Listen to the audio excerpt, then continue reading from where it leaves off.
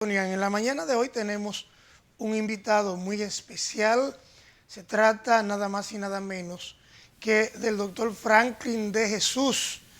Él es médico cirujano con una gran especialidad, ha tenido mucha experiencia trabajando en diferentes países del mundo y en estos momentos, hace ya un tiempo, viene trabajando en la República Dominicana. Lo recibimos en esta mañana dándole los buenos días, señor Franklin. Bienvenido. Sí, gracias, don Pedro. Gracias por la gentileza, gracias por la oportunidad que me ha dado. Me siento sumamente honrado de estar en su programa y sobre todo con todos aquellos amigos televidentes que tienen la oportunidad de vernos en este momento. Muchísimas gracias, señor Franklin. Vamos a compartir con el país, con el pueblo dominicano y el mundo que nos están viendo a través de las redes sociales en vivo en estos momentos. Un poco de su experiencia, primero como médico, cirujano, sus trabajos en diferentes países y las cosas que está haciendo en la República Dominicana. Vámonos por esa parte. Bueno, yo realmente me formé como médico en la Universidad Autónoma de Santo Domingo. Después de 6 años como docente en el Departamento de Ciencias Morfológicas, tuve la oportunidad de trabajar medicina en diferentes centros de aquí del país, en las clínicas más tradicionales. Luego, gracias a Dios que fui becado por la Organización de Estados Americanos a representar a la República Dominicana en un posgrado que tenía que ver con uso indebido de drogas e interdisciplinas. De ahí me fui a concurso abierto en Brasil y tuve la oportunidad en el 96 de formarme como cirujano general. En el 2000 terminé y me formé como cirujano plástico, luego aprobé el examen federal para especialistas en Brasil y luego realmente, ¿qué hice?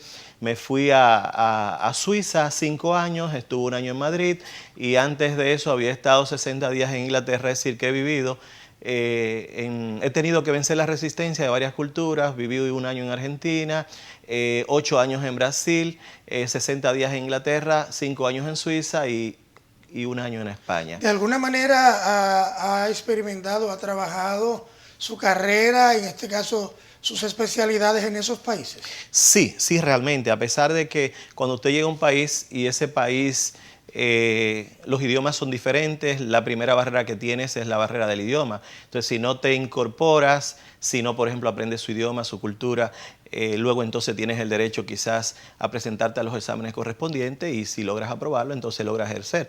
Hemos tenido la oportunidad de trabajar en diversos centros, por ejemplo, en Suiza, como es en el Hospital de Cadol, en Neuchâtel, en Yverdon, el Hospital de Yverdon, en Ginebra, en el Servicio de Trasplante y Cirugía Digestiva de Ginebra, y realmente es decir, la ventana a través de la cual podemos ver la vida quizás es un poquito más amplia, no porque seamos más brillantes que nadie, sino porque la vida nos ha dado la oportunidad o hay un ser sobrenatural que ha decidido, porque realmente yo creo que Dios me ha dado a mí más de lo que yo le había pedido. ¿Y desde cuándo el doctor Franklin de Jesús está brindando sus servicios en el país? Sí, realmente yo estuve, yo llegué a República Dominicana en septiembre del año 2006.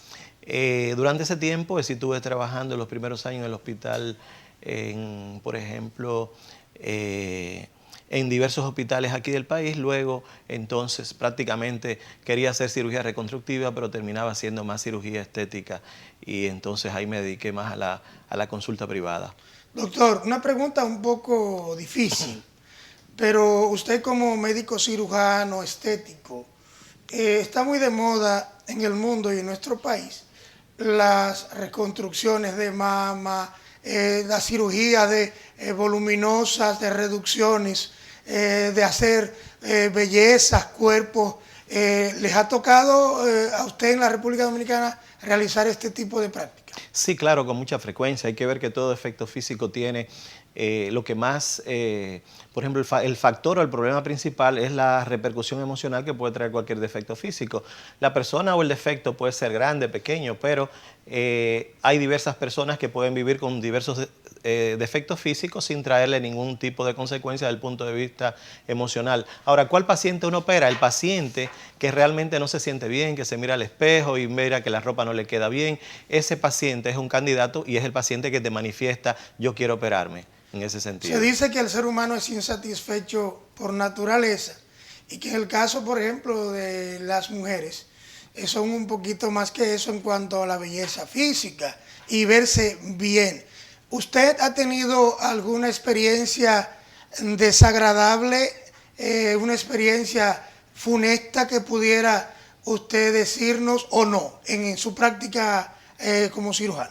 Claro, claro. Es decir, en medicina no todo es color de rosa. Hay quien dice que puede ser sencillo, fácil, y todo que parezca tan sencillo, tan fácil y tan barato no es real. Es decir, hay que tener cuidado. Yo creo que las respuestas biológicas de los pacientes son inherentes o propias a sus condiciones físicas, su herencia, su genética. Muchas veces, por ejemplo, un paciente puede ser alérgico a una determinada sustancia y tú no saberlo y hacerte una reacción anafiláctica. Es decir, en tanto tiempo dentro de la medicina, es decir, creo que me gradué en el 27 de julio de 1990, quiere decir prácticamente 29 años, hemos visto de todo y en Brasil, por ejemplo, trabajando 8 años, si usted calcula que nosotros hacemos 3.800 horas por año, eso equivale, horas prácticas, calculando 8 años son más que 27.000 horas, a eso hay que sumar las 3.000 horas adicionales, que son las horas de estudio que tú tienes, por ejemplo, de cursos adicionales teóricos que tú haces durante, por ejemplo, los días de las semanas específicos, es decir, más de 30.000 horas dentro de las especialidades médicas. En ese sentido, es algo que tú lo haces por amor a algo, por amor a la ilusión de tú hacer algo por alguien. Muchas veces tú ves que quizás la mayor satisfacción, a veces no duermes, pasaste el fin de semana, pero llegas al hospital donde viví 2 años y medio en un hospital, la mayor satisfacción, aunque no tuviese sueño, era el hecho de que por lo menos habías hecho algo por alguien que necesitaba.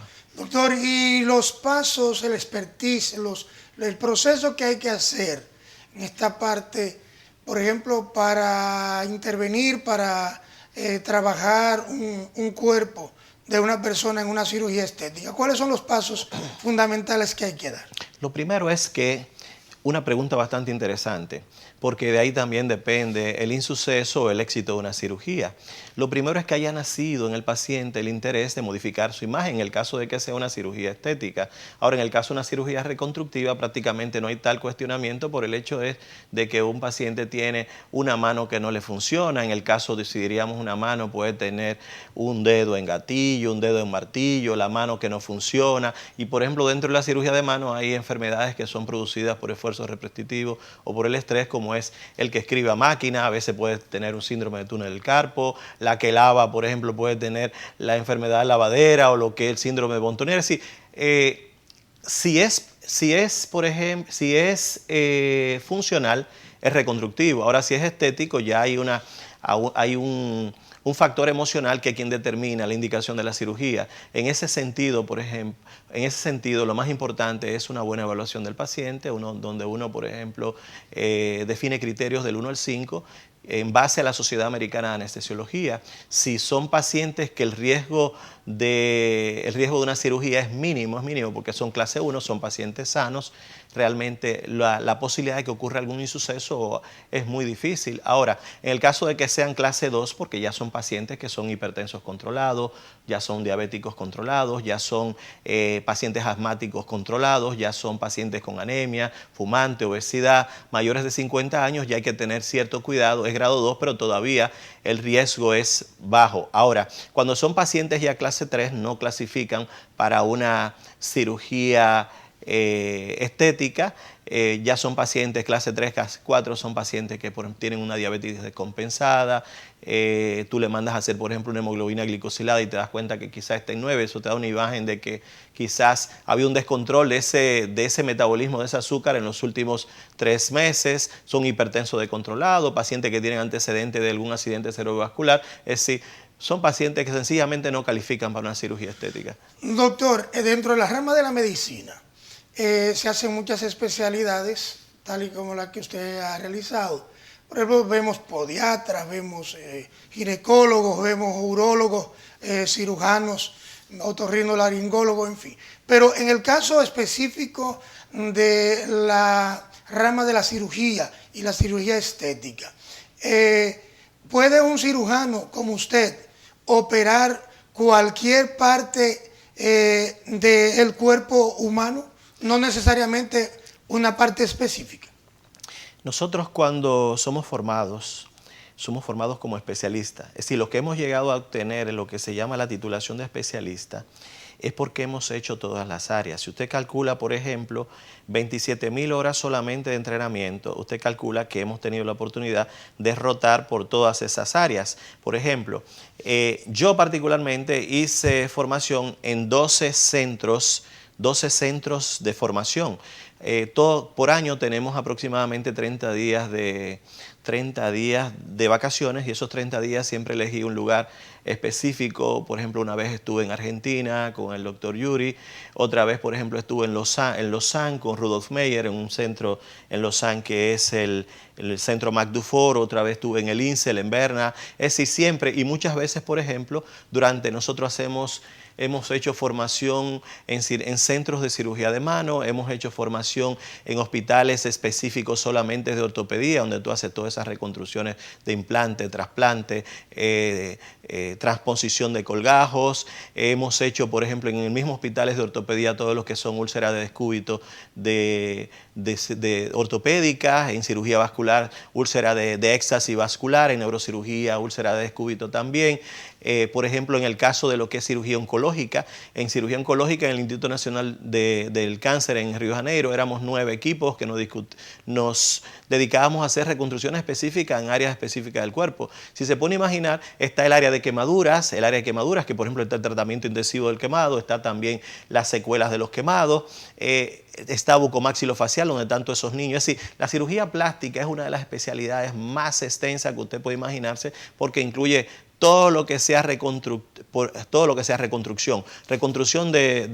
ejemplo, de región periorbitaria, hay lo que es misceláneas, donde están lo que es implante de cabellos, implante de pantorrilla, implante de glúteos, implante de mama. Es decir, una especialidad bastante compleja. Por eso es que es difícil formar un especialista. Aquí, por ejemplo, tenemos cirujanos plásticos, pero aquí no se examina en los profesionales, que sería algo bueno que podríamos hacerlo, porque aquí hay muchos profesionales destacados en varias áreas, y por lo menos en algún momento una garantía de la sociedad de comenzar a examinarlos. Quizás no los que están, sino los que vienen. Bueno, doctor, nos vamos a una breve pausa ahora.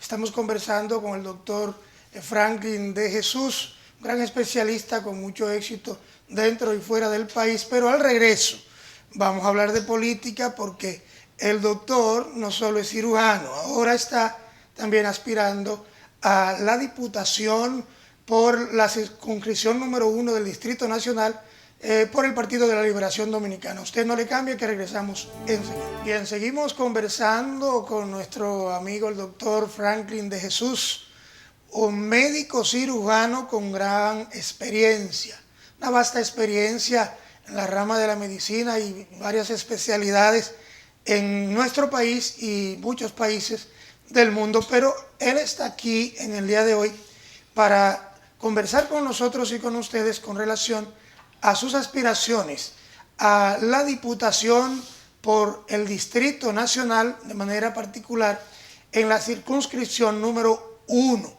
Él está aspirando a ser diputado por el Partido de la Liberación Dominicana, y qué bueno, doctor, que contamos con su presencia en esta mañana, porque hemos podido demostrarle al país que personas de gran capacidad como usted, no solo en la rama de la medicina, sino en la oratoria, pues pueda representarnos en el Congreso de la República como diputado por el Distrito Nacional. Vamos a hablar un poco de sus aspiraciones. Sí, gracias una nueva vez por la oportunidad. Yo creo que realmente la política es un medio para construir un mundo mejor. La política prácticamente te proporciona las herramientas necesarias para poder definir estrategias, tácticas y objetivos de tal manera de llegar a una meta, porque la meta real es encontrar una respuesta positiva en cuanto al mejoramiento de la calidad de vida de las personas. En ese sentido, yo diría que la medicina nos hace entender mucho más fácil de que todos somos provenientes de la misma matriz fundamental. Y no podemos vivir siendo indiferentes a las necesidades y a las dificultades de las personas. Quizá el interés de nosotros es por eso, no queremos irnos de este mundo bajo la idea de que por lo menos hayamos hecho en bien de dejar un ambiente más favorable para nuestras futuras generaciones, y puede ser sencillamente una apertura para que otros profesionales, una clase intelectual que realmente no se ha interesado en la política, sea un camino a través del cual ellos podrían también integrarse. El tema, por ejemplo, de la situación actual de nuestro país, lo hemos discutido fuera de aquí, lo hemos reunido por dominicanos en el extranjero, en Estados Unidos. Creo que en la Universidad de Rutgers en el 2012 fuimos invitados a hablar sobre el ejercicio de la medicina aquí en República Dominicana versus Estados Unidos. Y realmente tenemos que, hay mucho que hacer, porque aquí por ejemplo, tenemos que tener un sistema educativo que sea más selectivo, de que el profesional se elija, de que apenas un 20% de los que llegan a la universidad, los que pueden llegar a la universidad, lleguen a la universidad, pero que el resto sean capaces de producir riquezas. Por ejemplo, usted en Europa tiene formaciones diferentes en escuelas de comercio, escuelas de turismo, escuela de alto diseño. Es decir, que a nivel intermedio se decida si este niño va a la universidad o si realmente, es decir, si va a construir, a producir riqueza, o si va al nivel profesional. Allí existe algo que es exceso de confianza, pero exceso de confianza porque la persona, cuando va donde un médico, un abogado, tiene la certeza y la convicción de que es aquel niño que siempre ha sacado 90 puntos. Entonces, eso da confianza. Aquí tenemos que cambiar, por el bien de todo, por el bien de esperar de que haya un mañana mejor para nuestra gente. Doctor, por las cosas que acaba de expresar, me da la certeza de que es su primera experiencia a participar como candidato o como precandidato a esa posición, o anteriormente había aspirado. Prácticamente en la política yo soy nuevo, prácticamente es mi primera experiencia, y como muchos dominicanos soy de aquellos que me cuestiono por la situación actual de nuestro país y que realmente no estamos de acuerdo. Yo creo que es más fácil tú capitalizar y aprovecharte de la ignorancia de las personas que luchar en contra de esa ignorancia intentando desplazarla. Yo creo que tenemos el sistema asistencialista clientelar que tenemos, lo único que genera es pobreza. ¿Por qué? Porque destruye toda capacidad de logro de las personas, incapacitándolos para producir bienes y servicios e incapacitándolos para agregar valor a la economía general. Entonces ese sistema tiene que ser sustituido por un nuevo sistema de desarrollo progresivo, corporativo, y que sea sustentable a través del tiempo, donde lo principal sea el ser humano, la persona, porque la persona es la que es capaz de producir bienes y servicios y es quien es capaz de generar un Estado fuerte. Muchas veces vemos acá que tenemos un gran crecimiento, pero un gran crecimiento, ese crecimiento es inversamente proporcional a la pobreza. Es decir, hay un grupo reducido que realmente tiene bastante, crece su riqueza, pero la mayor parte de la población no. Es decir, la migración social que hemos tenido en los últimos 30 años es menos de un 2%, entonces es cuestionante. Yo soy de aquello que me cuestiono y digo no estoy de acuerdo con el lisonjerismo y con la adulación de las personas. En países donde tú ves que hay más genios, tú tienes más pobres. Sin embargo, en aquellos países tú te das cuenta que no hay pobreza. ¿Por qué? Porque tú no puedes decir que uno sea genio o el otro, porque todos son niños que van a la universidad, que tienen un nivel universitario, pero todos son estudiantes de 90. Eso mismo, esa discusión la tuvimos en la Universidad de Rutgers, en New Jersey, y tenemos que cambiar el sistema educativo, tiene que ser diferenciado, tenemos que elegir las personas, tenemos que cambiarlo de tal manera de perfil, de generar el perfil de ciudadano que realmente queremos, como militares, como profesores, es decir, en todas las entidades. Si no cambiamos, ¿qué ocurre? Será muy difícil para nuestra gente, porque cada día que pasa vemos deteriorando las condiciones de vida de las personas. Doctor, nos tenemos que ir a la pausa, pero le voy a dejar una pregunta en el aire para que me la responda luego de que regresemos de la misma, y es que el 6 de octubre serán las primarias abiertas del PLD. Usted está en la casilla número 3 como aspirante a diputado por la circunscripción número 1. La pregunta que le voy a dejar en el aire es la siguiente: ¿cree usted que esta es una fecha oportuna para abrirle las puertas a personalidades que puedan realmente aportar al desarrollo sostenible de este país en cuanto a conocimiento, y que no nuestro país no siga siendo representado por personas que muchas veces se cuestiona de que incluso lo que tienen son un octavo curso de la intermedia. Me responde esta pregunta cuando regresemos de la pausa. Señor director. Seguimos conversando con el doctor Franklin de Jesús, médico cirujano aspirante a la Diputación por la circunscripción número 1 del Distrito Nacional por el Partido de la Liberación Dominicana. Doctor, dejamos una pregunta en el aire sobre esta oportunidad que representa el 6 de octubre para que el país, en este caso, esta circunscripción número 1, pueda elegir personas como usted. Claro, sí. Yo apelo al buen senso, a la razón, de que hay que dar la oportunidad a gente que venga a aportar. Hay muchas personas que por el buen deseo, pero en el fondo no tienen un proyecto. Entonces lo ideal es tener las condiciones. En ese sentido, yo creo que el sistema que tenemos actualmente le es más fácil a una persona que haya tenido dinero de procedencia cuestionable. ¿Por qué? Porque hoy en día las personas tienen un valor, y este sistema clientelar hace que las personas se afilien más o por la emoción y no por la razón. En ese sentido, hay personas que quizás son más conocidas, pero hay que tener cierto cuidado. Hay que dar oportunidad a gente que vengan con proyectos, con ilusiones, con sueños. Mi sueño personal es el sueño de todos, el sueño de la sociedad, pero mi sueño no es posible si la sociedad no lo entiende. Entonces, este medio es un medio favorable para intentar exponer el proyecto que tengo en mente. Vamos a convertir ese sueño en realidad, doctor, pero hablándole al país y a los municipios de la circunscripción número 1 del Distrito Nacional por la que usted está corriendo, ¿cuáles son puntualmente los puntos nodales que usted lleva como proyecto a la Cámara de Diputados? Claro, tenemos una ley general de población que lo hemos pensado, creo que en los últimos 69 años, tomando en cuenta el tercer censo que se realizó en República Dominicana en 1950, la población se ha multiplicado por 5.046, cuando la población mundial se ha multiplicado en esos 69 años solamente por 2.9. Quiere decir que la población mundial en 1950 era de 2.600 millones, hoy en día de 7.550 millones. Entonces, ¿qué ocurre? La población de República Dominicana era de 2.135.000, hoy en día es de 10 millones, según el último censo.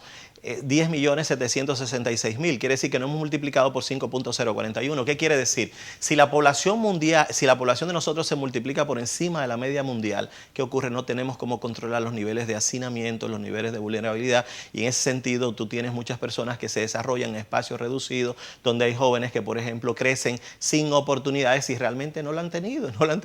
Entonces, por un lado está la Ley General de Población. Esa Ley General de Población hemos agregado lo que es, tenemos que tener un Banco Nacional de Desarrollo Económico, donde se fomenten proyectos con obligación de resultados, proyectos donde se agregue mayor valor adquirido a lo que producimos, proyectos que, por ejemplo, tengan que ver con la generación de riquezas, y en ese sentido, por ejemplo, las agencias de desarrollo económico también deben estar en los diversos núcleos de pobreza de nuestro país. Otro caso es si tenemos que ver revisar la ley de planeamiento urbano.